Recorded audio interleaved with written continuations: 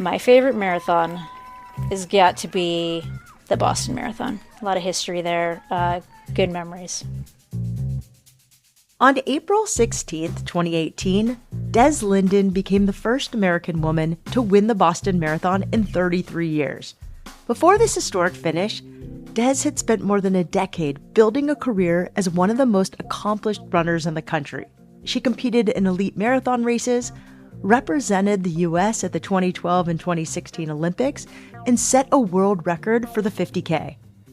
Last year, on the morning of her 13th Boston Marathon, Des announced that she was officially retiring from professional road racing. And while she's stepping away from this specific type of running, she's already exploring some exciting wild ideas.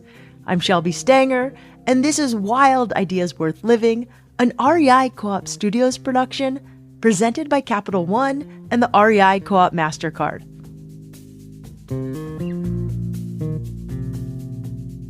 Des Linden, welcome to Wild Ideas Worth Living. I'm really excited to talk to a runner, a marathon runner, one of the most badass female marathon runners in the world of our time, and a fellow San Diegan. Very exciting for me.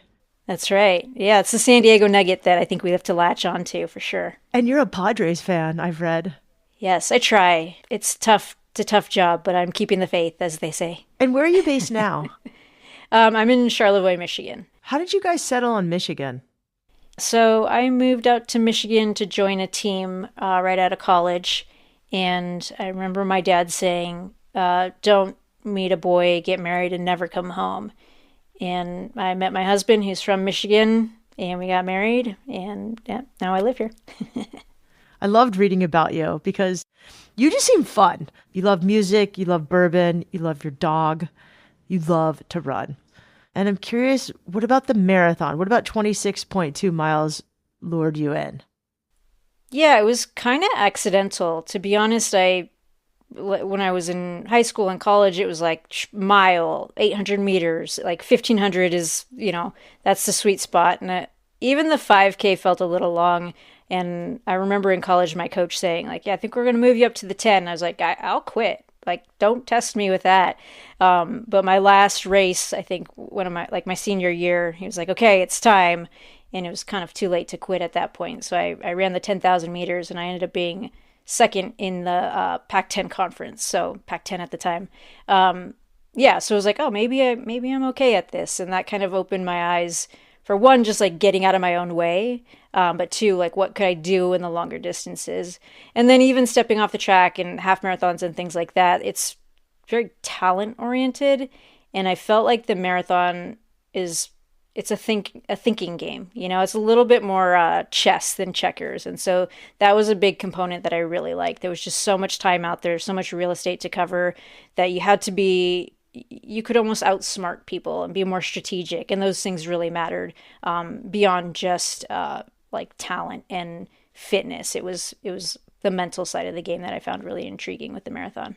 That's so interesting. I'm not a marathon runner. I'm like pretty much a classic. I did the 1,500 in college and high school. But when I was reading your book, I didn't realize that in the marathon, there was so much strategy of like when you would speed up and when you would slow down, and then you'd have to like stay with the pack or not. Yeah, it's a lot of decision making, which I think is what is really fun. I think you get into a number of these races and they take out the strategy with pacers. So you have like the London Marathon, the Berlin Marathon, Chicago Marathon. You kind of just find your pacer. Like, how fast can I run this day, tuck in behind the group and turn your brain off? But I've been really drawn to these strategic marathons. That strategy is a big part of it. And that's Boston, New York, Olympic trials, or just championship style races. And that to me adds another component of this is more than just a foot race. It's also a strategy game as well. What were some of your strategies that you used? Because you have this incredible like toughness that like a soccer player has. Yeah. And you're like a total badass. Is that kind of correct about your personality? I don't know. I still have a soccer player in me. That's like what I grew up playing and wanted to be, but I was just too small, like in too small of a package to be a soccer player. But I hate to lose, which is kind of funny because I lost most of my career, but you have your little battles. And I think I'm gritty and competitive. I think just the ability to work really hard is a huge boost in the marathon. Being able to do more mileage is obviously advantageous for those late miles where it's a strength game. So I think that's helpful as well. Yeah, I think a lot of athletes have that. I don't know what the part is that separates me, but I'd like to think it's like maybe my mental strength and self-belief, and that's been built up over a lot of years. In 2007, Des ran the Boston Marathon for the first time, and she placed 19th. Just a year later, she finished 5th at the Chicago Marathon. From there, she went on to set her personal best at the World Championships and compete twice in the Olympics. But in the back of her mind, Des dreamt of returning to Boston to win the whole thing. No American had won the women's division of the Boston Marathon since 1985. Des ran the race 7 times before finally, in 2018, she achieved her goal and took first place. Boston is especially magical for you. Like, it holds a huge place in your heart. It's one of like the biggest career wins for an American woman, let alone your career. You have such this strong affinity to Boston. Yeah, I debuted there in 2007, so it was my very first marathon. And just getting that experience on such a magical course with so much history, and the crowds get it, and it's just a different feeling out there. So I think that immediately connected me to the race. It was just like, oh, this is a place where you can do something special and the people really appreciate it. So I just kept going back year after year and was fortunate enough to be invited back. It's like a very tough professional field to be included in. So I want to say eventually ended up doing 13 of them. I'm on 13 last year. So yeah, I put a lot of time in. What's it like for those of us who haven't been there? Like, I've been to New York. I've seen some other races, obviously San Diego Marathon. I've never been to Boston. I mean, we all know what happened the year there was the bombings, but there just seems to be like this deep lore around Boston that there isn't around other marathons.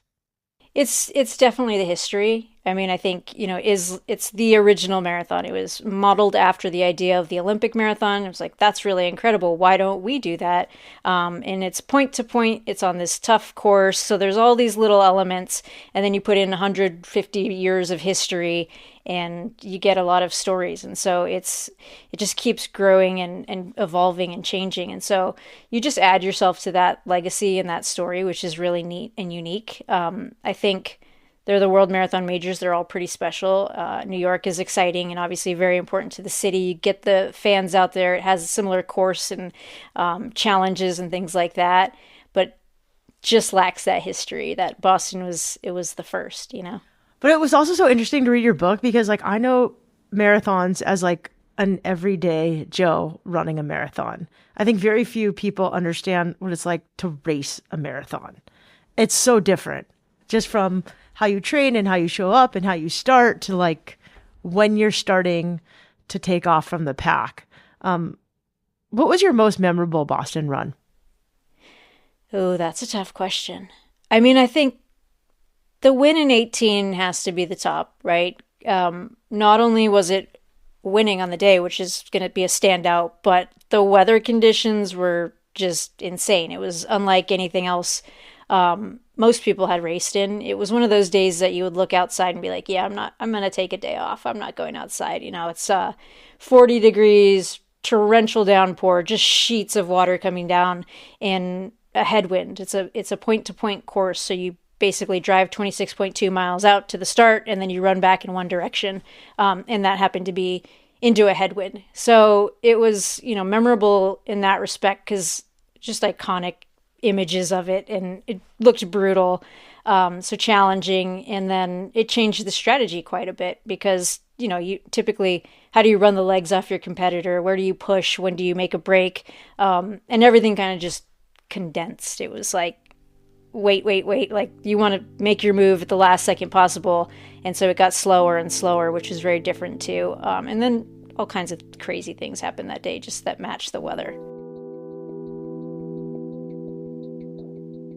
Many of the runners in the 2018 Boston Marathon were unprepared for the brutal weather. They weren't ready for the cold and relentless rain, and some were forced to drop out due to hypothermia. But Des had trained in miserable Michigan weather, and she came ready with the right gear for the downpour. All she had to do was focus on her mental game. What do you say to yourself when you're like freezing cold and it absolutely sucks, but like you could win? Yeah, I mean, it was a mixed bag throughout the day. I think early on, it was very much like, don't dig yourself into a bigger hole by trying to force this to happen when it's clearly a day that is going to be brutal and take more out of you from a recovery standpoint. So that was kind of the thought process early. I think midway, we just had a really great group of Americans in the field that year, and it seemed like we were due for an American win. So my thought process was like, how can I help these other athletes have their day? And so it was definitely a mindset shift where I was working in service of other people, and it really allowed me to not dwell on how I felt or how bad it was. And that evolved to late in the race where I realized actually I felt probably better than anybody else. And then it was just instinctual, oh yeah, like let's just go racing. What about your mental game, like mantras, tracking? I always give my mantra, and it's really practical. I've heard some really cool ones. Like my friend Amy used to say, I breathe in strength, I breathe out weakness. And I was like, holy shit, that is like profound. Like, I can't imagine thinking that clearly in a race. I just say calm, calm, calm, relax, relax, relax. But you say it in a calm and relaxing voice. And head to toe body check of like, is my jaw relaxed or am I clenching my teeth? Where are my shoulders? Are they up in my ears or do I need to relax them? And just do a checklist head to toe as I say that, and then start from the top when you get to the end. And it kind of keeps you a little bit more present. And I think when we are trying to force things is when we really start to tie up and tense up, and that's not fast running, that's forcing it.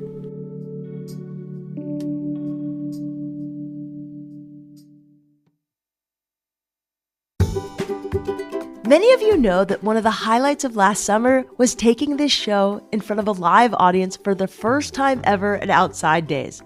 I'm excited to share that the festival is coming back bigger and better this year, May 29th through 31st in Denver, Colorado. Outside Days is a 3-day festival packed with music and outdoor fun. This year, the music lineup is stacked. Death Cab for Cutie, My Morning Jacket, Cage the Elephant, and many more. If you have the REI Co-op MasterCard, your festival gets even better.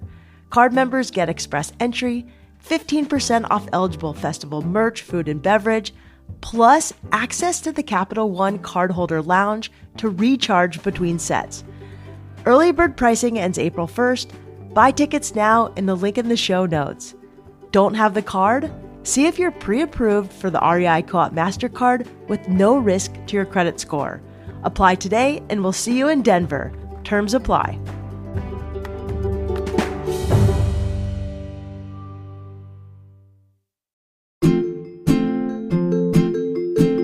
If your wild ideas include trailheads, navigating uneven terrain, or even just recharging by the campfire, let me introduce you to the Teva Hurricane XLT3. Built for hiking and all-day wear, it's the next evolution of a Teva favorite, but with an extra 5 millimeters of added foam underfoot for even more comfort and an updated outsole for improved traction. But don't worry, the Hurricane XLT3 keeps everything you loved about the original. Quick dry straps, a padded heel, and Teva's adjustable universal strapping system for a dialed-in fit. The cherry on top, the straps are made from 100% Repreve recycled plastic, so you can feel good about every step. Check out the Hurricane XLT3 at your local REI or at rei.com. See you on the trail.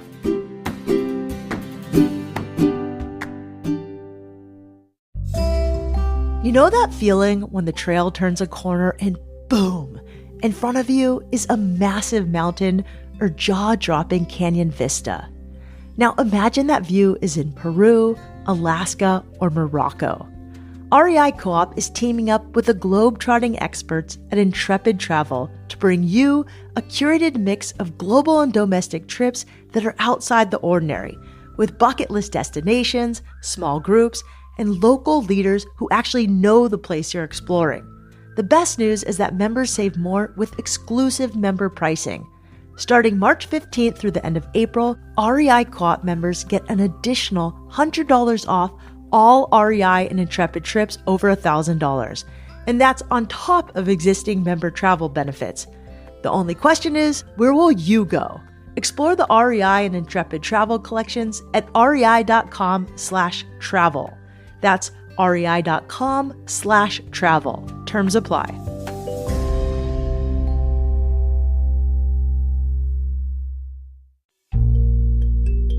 Professional marathoner Des Linden is one of the most legendary runners in the world. She's famous for being the first American woman in 33 years to win the Boston Marathon. Her dedication to the sport, and to the course in Boston in particular, has earned her a loyal fan base. But after 18 years of professional marathon racing, Des decided it was time for a change. You retired from professional marathon running quite recently. When did you know you were ready to finally retire from it?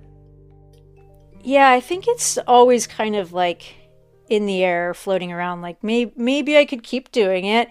But I think I kind of stagnated and I wasn't going to get better. I wasn't going to get more competitive. And the front of the races were just getting faster.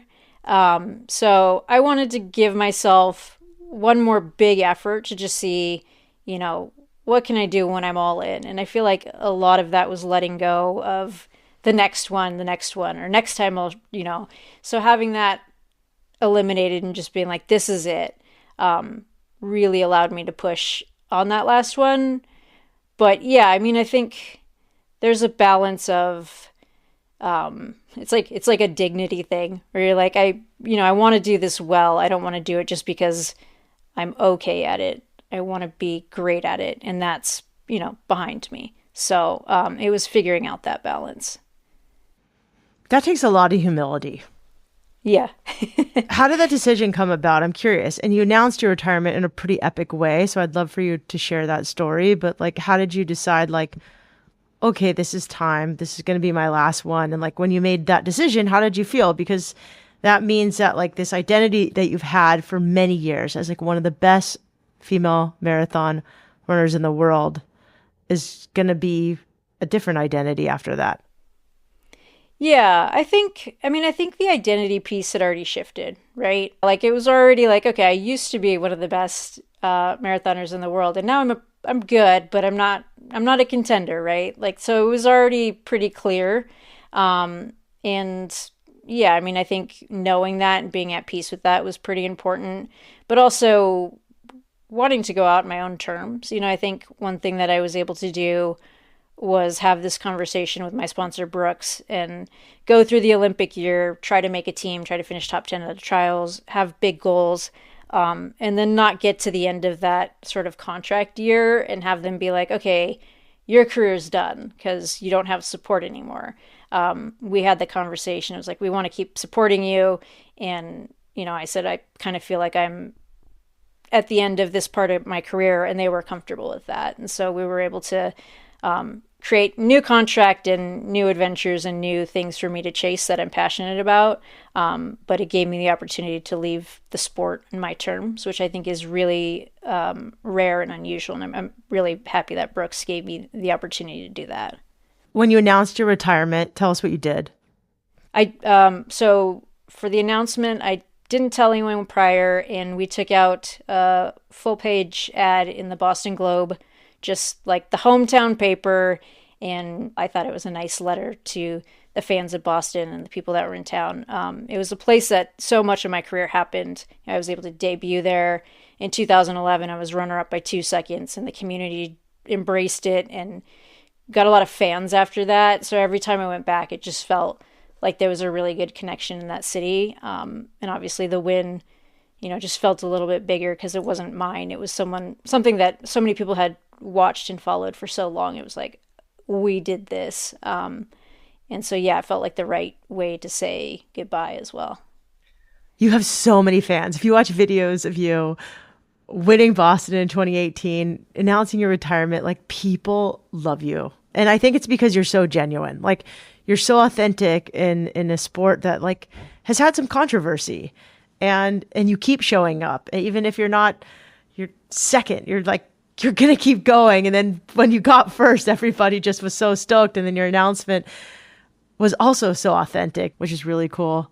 I interview like a lot of athletes that have done a big wild idea or like Olympians. And afterwards, there's kind of this like depression after you've achieved this huge wild idea. And for many years, winning Boston was like your wild idea.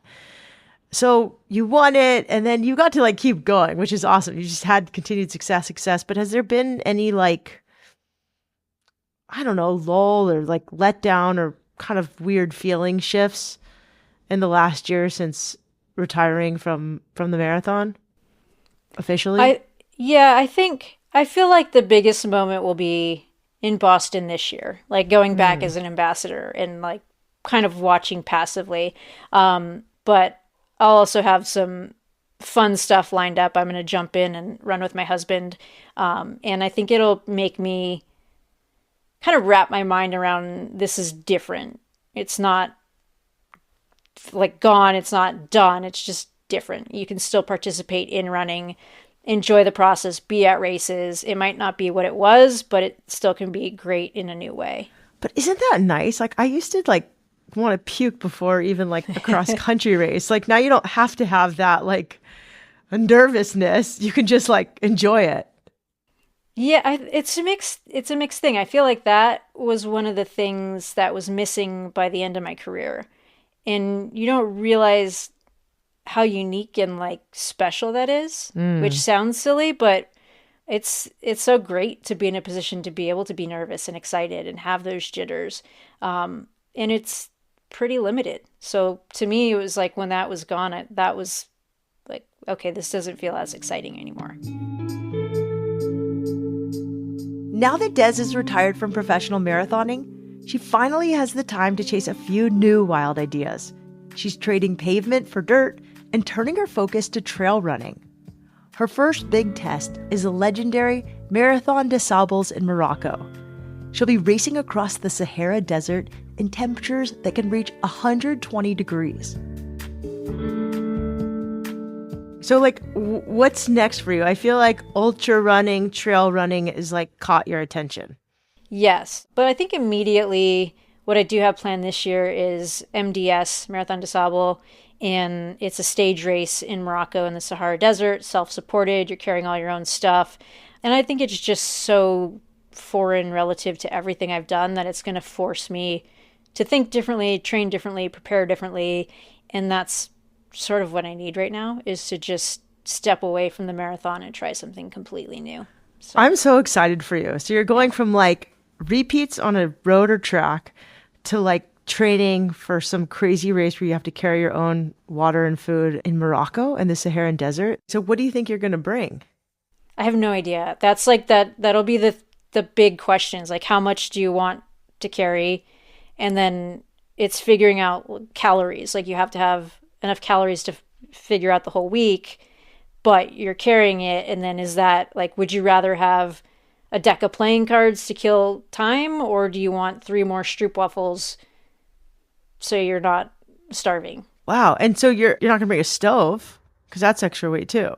I won't bring a stove. I think you're gonna take advantage of the Sahara Desert and its heat and have lukewarm food that's freeze dried. You add the water and like sit it out in the sun for a bit.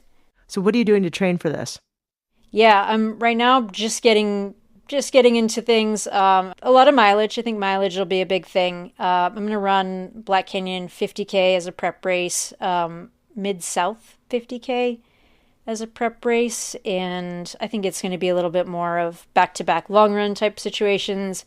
And then really specific things of like heat training, obviously using sauna, running when it's warm, wearing layers, and then course specific stuff of like where's a sandy road that we can run on and reps in the sand. So pace won't be what it typically is, but just getting ready for all those variables. And you're going to run in Morocco in April. It's going to be really hot. Yeah. Right now I've been doing most of the running on the treadmill in the garage with the heater on. So working up a sweat, nice and warm in there, and then you do sauna for slowly adding it up, but starting at like 15 to 20 minutes after that run. Yeah, just getting used to it. Is this so fun for you? Because it's so different. Yeah, I mean, I think it's great. I haven't been this excited for a race in a long time, and it's just it's that it's the nerves again. You're like, well, I don't know what could happen out there. It's going to be challenging. It's going to be difficult. I don't know what to expect, and so I can't wait to head out to the desert and just be a little bit afraid about what is to come. What are you going to wear? Yeah, so that gear is such a big part of it. One outfit for the full thing, and then picking the right pack will be important. And I'm still not 100% sure on shoes, but then we'll get those fashioned with gaiters, where you have to take them in and have the gaiters sewn on, because if you do Velcro and glue, it'll melt, is what I hear. It's pretty warm out there. So, So the gaiters for sand? yeah. Oh, Yeah. so you're not running with like 10 pounds of sand in your shoe. Hopefully not. Yeah. This sounds so interesting. And there happens to be a sandy road by you? We'll head down to Florida, and Okay. there's some spots down there, but I do kind of feel like there's probably some snow crossover. Like if you're running in the deep snow, you're getting sort of that slip, is what I'm telling myself. I love this. It sounds so intense. So how are you choosing these next events? Yeah, I think that one was interesting. I feel like it's been on my radar for a long time. It's like marketed as the toughest foot race in the world, so I'm just a sucker for the marketing. And I was like, what's the craziest thing I can do? That one, I'm doing it. But my good friend Magdalena Louis Boulet actually won that. It used to be a UTMB qualifying race. So I'm just intrigued by it. And I also feel like because it's so different from the marathon, it just pulls me out of familiarity, right? Like this is something that's new. I'm excited. I don't know what I'm getting into. And that's fun. It's kind of been what's missing about the marathon feeling so familiar. If you want to keep up with Des and see more about her adventures, follow her on Instagram at Des_Linden. That's DES_LINDEN. Wild Ideas Worth Living is part of the REI Podcast Network. It's hosted by me, Shelby Stanger, produced by Annie Fassler, Sylvia Thomas, and Sam Piers-Nitzberg of Puddle Creative. Our senior producer is Jenny Barber. Our executive producers are Paolo Motola and Joe Crosby. Thanks again to our partner, Capital One and the REI Co-op MasterCard. As always, we love it when you follow the show, take time to rate it, and write a review wherever you listen. And remember, some of the best adventures happen when you follow your wildest ideas.